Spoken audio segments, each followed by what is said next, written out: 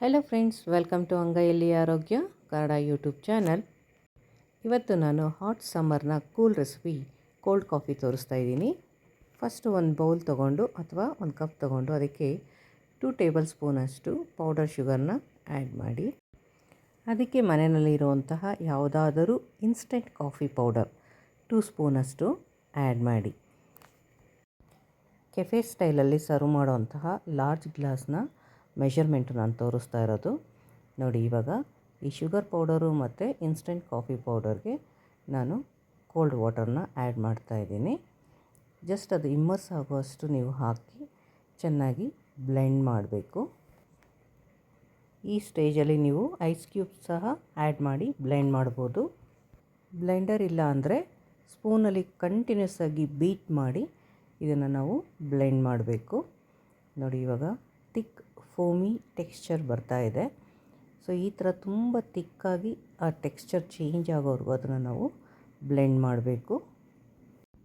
ನೋಡಿ, ಈ creamy texture ಬಂದಿದೆಯಲ್ಲ, ಈಗ ಇದನ್ನು ಒಂದು ಸೈಡ್ ಇಟ್ಬಿಟ್ಟು ಒಂದು ಗ್ಲಾಸ್ ಅಥವಾ ಮಗ್ಗನ್ನ ತಗೊಳ್ಳಿ.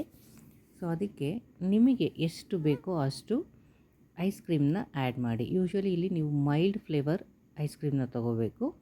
ಫ್ಲೇವರ್ಡ್ ಐಸ್ ಕ್ರೀಮ್ ಆದರೆ ನಿಮ್ಮ ಕಾಫಿ ಮತ್ತು ಆ ಫ್ಲೇವರ್ ಎರಡೂ ಬ್ಲೆಂಡ್ ಆಗಿ ಡಿಫ್ರೆಂಟ್ ಟೇಸ್ಟು ಮತ್ತು ಫ್ಲೇವರ್ನ ಕೊಡುತ್ತೆ. ಸೊ ಹಾಗಾಗಿ mild vanilla ice cream is the best for the coffee. ಇವತ್ತು ನನ್ನ ಫ್ರೆಂಡ್ ಮಗಳು ಈ ಕಾಫಿನ ಪ್ರಿಪೇರ್ ಮಾಡ್ತಾಯಿದ್ದಾಳೆ. ಸೊ ಕಾಫಿ ಮಗ್ಗಿಗೆ 3 ಲಾರ್ಜ್ ಸ್ಕೂಪಷ್ಟು ಐಸ್ ಕ್ರೀಮ್ನ ಹಾಕಿಬಿಟ್ಟು ಇದಕ್ಕೆ ಬಾಯ್ಲ್ ಮಾಡಿ ಕೂಲ್ ಮಾಡಿ ಹಾಗೆ ತೆನೆನ ರಿಮೂವ್ ಮಾಡಿರುವಂತಹ ಮಿಲ್ಕನ್ನು ತಗೊಂಡು ಒಂದು ದೊಡ್ಡ ಗ್ಲಾಸಷ್ಟು ಮಿಲ್ಕನ್ನು ಆ್ಯಡ್ ಮಾಡಬೇಕು. ನೋಡಿ, ಐಸ್ ಕ್ರೀಮ್ ಈ ಥರ ಕಾಣಿಸ್ತಾ ಇದೆ. ಸೊ ಇದಕ್ಕೆ ನಾವು ಕೋಲ್ಡ್ ಮಿಲ್ಕ್ ಒಂದು ದೊಡ್ಡ ಗ್ಲಾಸಷ್ಟು ಆ್ಯಡ್ ಮಾಡ್ತಾಯಿದ್ದೀವಿ. ಐಸ್ ಕ್ರೀಮ್ ಮತ್ತು ಶುಗರ್ ಕಂಟೆಂಟ್ ಸ್ವಲ್ಪ ಜಾಸ್ತಿ ಇರೋದ್ರಿಂದ ಇದು ಹೈ ಕ್ಯಾಲೋರಿ ಫುಡ್ ಅಂತಲೇ ಹೇಳ್ಬೋದು. ನೋಡಿ, ಹಾಲಿನ ತೆನೆ ಚೆನ್ನಾಗಿ ತೆಗೆದಿರಬೇಕು ನಾವು, ಇಲ್ಲಾಂದರೆ ಆ ತೆನೆ ಹಾಗಾಗಿ ಬಾಯಿಗೆ ಸಿಕ್ಕರೆ ಕಾಫಿ ಟೇಸ್ಟೇ ಹೊರಟೋಗ್ಬಿಡುತ್ತೆ. ನೋಡಿ, ಈಗ ಐಸ್ ಕ್ರೀಮ್ ಮೇಲೆ ಕೂಲಾಗಿರೋಂತಹ ಮಿಲ್ಕನ್ನ ಆ್ಯಡ್ ಮಾಡಿಬಿಟ್ಟು ನಾವು ಮೊದಲೇ ಬ್ಲೆಂಡ್ ಮಾಡಿಟ್ಟಿರ್ತೀವಲ್ವ ಕಾಫಿ ಮತ್ತು ಶುಗರ್ನ, ಸೊ ಅದು ತಿಕ್ ಪೇಸ್ಟ್ ಥರ ಆಗಿರುತ್ತೆ. ಸೊ ಅದನ್ನು ಮೇಲೆಯಿಂದ ಈ ಥರ ಪೋರ್ ಮಾಡಬೇಕು. ನೋಡಿ, ಐಸ್ ಕ್ರೀಮ್ ಮತ್ತು ಮಿಲ್ಕ್ ಜೊತೆ ಕಾಫಿ ಯಾವ ಥರ ಫ್ಲೋ ಆಗ್ತಾಯಿದೆ ಅಂತ. ಸೊ ಇದೊಂಥರ ಡಿಫ್ರೆಂಟಾಗಿ ಕಾಣಿಸುತ್ತೆ. ಸೊ ನಮಗಿನ್ನೂ ಡೆಕೋರೇಷನ್ ಬೇಕು ಅಂದರೆ ಕಾಫಿ ಮಗ್ಗಿಗೆ ನಾವು ಚಾಕ್ಲೇಟ್ ಸಿರಪ್ಪು ಅಥವಾ ಕಾಫಿ ಸಿರಪ್ನ ಮೊದಲೇ ಹಾಕಿಬಿಟ್ಟು ಆಮೇಲೆ ಐಸ್ ಕ್ರೀಮ್ ಮತ್ತು ಮಿಲ್ಕ್ ಹಾಕಿ ಈ ಥರ ಕಾಫಿ ಸಿರಪ್ನ ಹಾಕಿ ಮಿಕ್ಸ್ ಮಾಡ್ಬೋದು.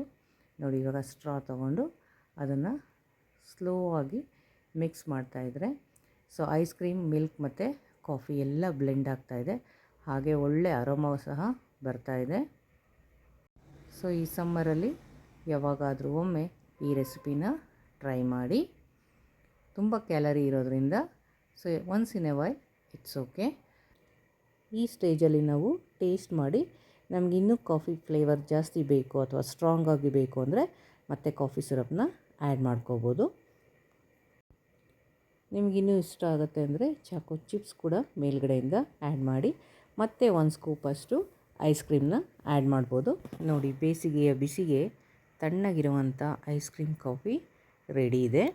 ಸೊ ಈ ರೆಸಿಪಿ ಇಷ್ಟ ಆದರೆ ನೀವು ಚಾನಲ್ನ ಸಬ್ಸ್ಕ್ರೈಬ್ ಮಾಡಿ, ಲೈಕ್ ಮಾಡಿ, ಹಾಗೆ ಕಾಮೆಂಟ್ನ ಕೊಡಿ.